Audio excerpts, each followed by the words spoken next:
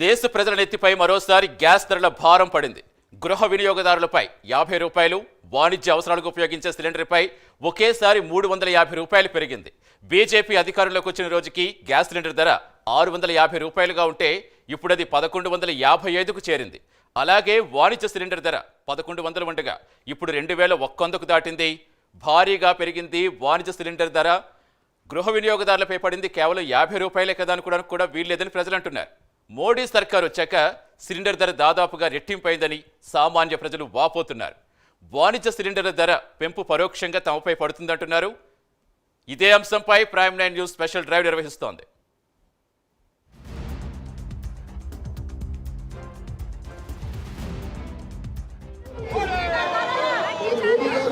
మరి ట్యాక్సులు రద్దు చేసి ట్యాక్సులు అంటున్నారు 20 లక్షల రూపాయలు తెలంగాణ రాష్ట్రం అప్పులు చేస్తుందని చెప్పేసి అంతా పచ్చని పంటపోతం కలకలాడుతూ ఉంది. ఎన్నో లక్షల ఎకరాల అని చెప్పేసి రైతులు అనుకుంటారు. కానీ ఈరోజు రైతు బంధు పథకం ద్వారా ఎన్నో లక్షల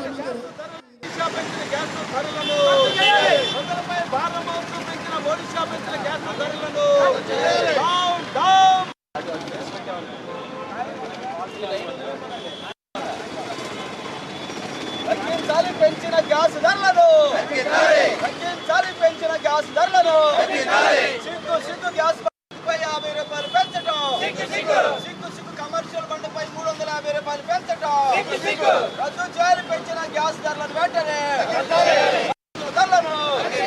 తగ్గించాలి. నిత్యావసర వస్తువుల ధరలను తగ్గించాలి. నిత్యావసర వస్తువుల ధరలను గవర్నమెంట్ సిగ్గు గ్యాస్ ధరలు పెంచడం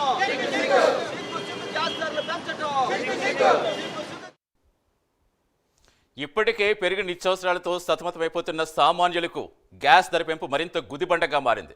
దేశవ్యాప్తంగా పెరిగిన గ్యాస్ ధరలపై ఆందోళనలు మిన్నట్టుతున్నాయి. తెలుగు రాష్ట్రాల్లో ప్రజలు సైతం తీవ్ర స్థాయిలో ధ్వజమెత్తుతున్నారు. ప్రస్తుతం తెలుగు రాష్ట్రాల్లో ప్రజలు ఏమనుకుంటున్నారు వివరించేందుకు మా ప్రతినిధులందరూ లైవ్లో జాయిన్ అవుతారు. ముందుగా విజయవాడ వెళ్దాం. విజయవాడలో శ్రీనివాస్ అక్కడ ప్రజలతో ఇంటరాక్షన్ అవుతున్నారు. శ్రీనివాస్, ఏమంటారు గ్యాస్ ధరల పెంపుపై సామాన్యులు? సతీష్, ఆంధ్రప్రదేశ్లో గ్యాస్ ధరల పంపుపై ప్రతి మహిళలు కూడా ఆగ్రహం వ్యక్తం చేస్తున్నటువంటి పరిస్థితి ఉంది. గడిచిన 6 సంవత్సరాల కాలంలో చూస్తే సుమారు 10 సార్లు గ్యాస్ ధరలు పెంచిన పరిస్థితి ఉంది. ప్రస్తుతం గ్యాస్ బండ గుదిబండగా మాకు మారిందంటూ కూడా మహిళలు ఆవేదన వ్యక్తం చేస్తున్నటువంటి పరిస్థితి అయితే కనుక ఉండటం జరిగింది. ముఖ్యంగా చూసినట్లయితే కనుక 650 రూపాయలు ఉన్నటువంటి గతంలో గ్యాస్ ధర ఇప్పుడు 1150 రూపాయలకు 1100కి చేరింది. అలానే కమర్షియల్ సిలిండర్ కూడా 2100 చేరటము, దానివల్ల పరోక్షంగా మాపై భారం పడుతుందంటూ కూడా మహిళలు ఆవేదన వ్యక్తం చేస్తున్నటువంటి పరిస్థితి. ప్రస్తుతం మన దగ్గర కొంతమంది మహిళలు ఉన్నారు, వారితో మాట్లాడే ప్రయత్నం చేద్దాం. మేడం, భారతదేశంలో గ్యాస్ ధరలు రోజుకి పెరుగుతున్నాయి. ఆంధ్రప్రదేశ్లో ప్రస్తుత పరిస్థితి ఎలా ఉంది? మీపై ఎటువంటి భారం పడుతుంది? ఆంధ్రప్రదేశ్లో వచ్చేటప్పటికి భారతదేశంలో వచ్చేటప్పటికి మోడీ వచ్చినప్పుడు నేను అన్ని తగ్గిస్తాను అని చెప్పేసి ఆ రోజు ఎన్నికల్లోకి రావటం అనేది జరిగింది. కానీ వచ్చిన దగ్గర నుండి గ్యాస్ విపరీతంగా పెంచుతూ ఉన్నారు. గ్యాస్ అనేదే కాదు, పెట్రోలు డీజిల్ కూడా పెంచడం అనేది జరుగుతూ ఉంది. ఈ గ్యాస్ వచ్చేటప్పటికి ఈ వచ్చిన 8 సంవత్సరాల్లో దాదాపు 10 సార్లు 12 సార్లు గ్యాస్ పెంచడం అనేది కూడా జరిగింది. 1100 రూపాయలు 1150 రూపాయలు అంటేనే చాలా భారంగా ఉన్న ఈ పరిస్థితుల్లో ఇప్పుడు వచ్చేప్పటికి మళ్ళా ఇంకొక 50 రూపాయలు కూడా జనం పైన భారాలు వేయటం అనేది కరెక్ట్ కాదని చెప్పేసి చాలా ఇబ్బందుల్లో ఉన్నారు జనము.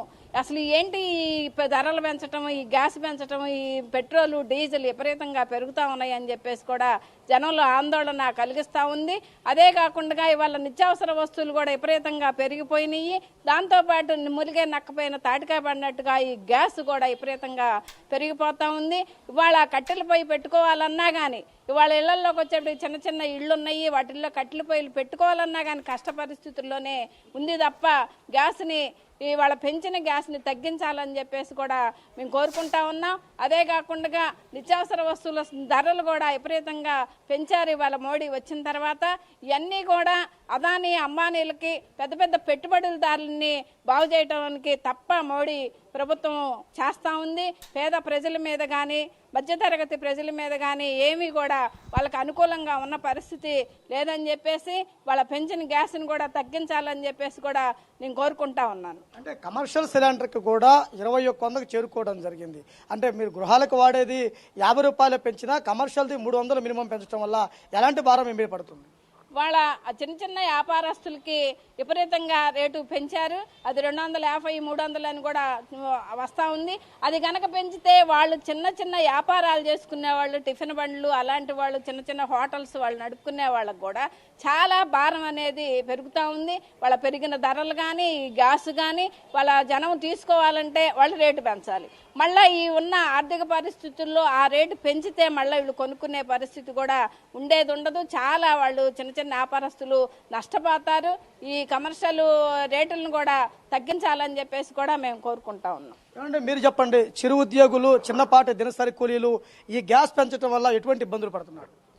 ప్రధానంగా 2014 ముందు గ్యాసు, వంట గ్యాసు, ఇంటి గ్యాసు, మంట గ్యాస్ని కొనలేనటువంటి పరిస్థితులు ఈరోజు పేద ప్రజలు నిలబడతా ఉన్నారు. అలాంట్లో భాగంగానే మధ్యతరగతి ప్రజలకు కూడా మొయ్యలేని భారంగా రోజువారీ వేతనం చేసుకునేటువంటి కానీ, దినసరి కూలీలు చేసుకునేటువంటి వాళ్ళు కానీ వీళ్ళంతా గ్యాస్ని గుదిబండలాగా మార్చేటువంటి ప్రయత్నం జరుగుతూ ఉంది. కాబట్టి వెంటనే పెంచినటువంటి గృహావసర సిలిండర్ని 50 రూపాయలు వెంటనే ఉపసంహరించుకోవాలి. ఎందుకంటే 2014 ముందు 400 రూపాయలు ఉన్న గ్యాస్ సిలిండర్ ఈ రోజు 1200కి చేరింది.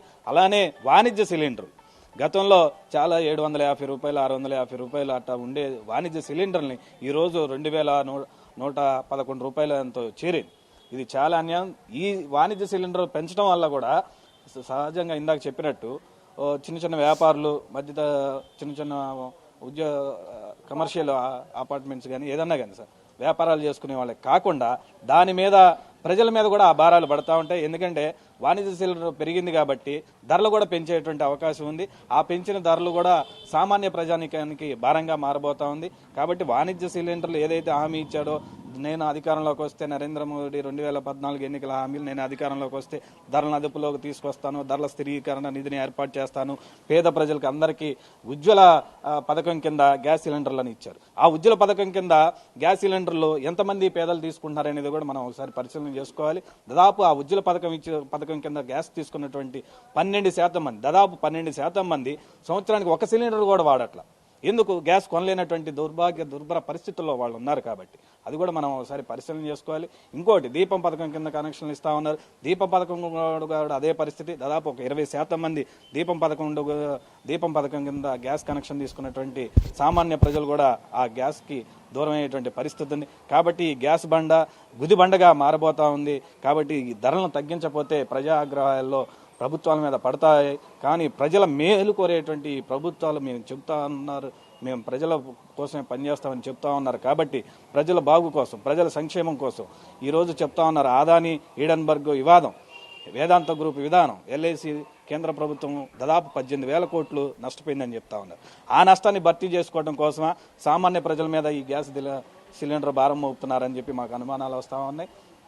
కావున ఇప్పుడు ఎల్ఐసి కానీ, ఇంకో సంస్థలు కానీ, వీటన్నిటిని బ్యాంకింగ్ సెక్టర్ కానీ, వీటన్నిటిని ఆదాని వేదాంతం గ్రూపులు చేసినటువంటి ఆర్థిక మోసాలను పక్క తప్పించడానికి ఈరోజు విడుదల చేసినటువంటి 3 రాష్ట్రాల ఎన్నికల ఫలితాలని మళ్ళీ ఫలితాల అనంతరం ఈ విధంగా వాణిజ్య అవసరాలకు ఉపయోగించేటువంటి సిలిండర్ల మీద, గృహ అవసరాలకు వినియోగించేటువంటి సిలిండర్ల మీద ధరలు పెంచడం అనేది చాలా దుర్మార్గమైనటువంటి చర్యగా మేము భావిస్తా ఉన్నాం. అంటే ఇక్కడ చూసినట్లయితే కనుక ప్రతి ఒక్క సామాన్యుడు, ప్రతి ఒక్క మహిళ కూడా చాలా ఆవేదన వ్యక్తం చేస్తున్నటువంటి పరిస్థితి ఉండడం జరిగింది. గృహ వినియోగదారుడికి 50 రూపాయలే పెంచినా కానీ ఇప్పటికే 1100 రూపాయలకి చేరటము దినసరి కూలీలకి భారంగా మారిందని చెప్తున్నారు. అదేవిధంగా కమర్షియల్ సిలిండర్లకు సంబంధించి 300 రూపాయల పెంపు పెనుభారం మోపుతుంది. ప్రతి వస్తువు, నిత్యావసర వస్తువు కొనుగోలు చేసేటప్పుడల్లా గృహ వినియోగదారులు వాడితే సిలిండర్తో పాటు కమర్షియల్ సిలిండర్పై కూడా భారం పడుతుంది.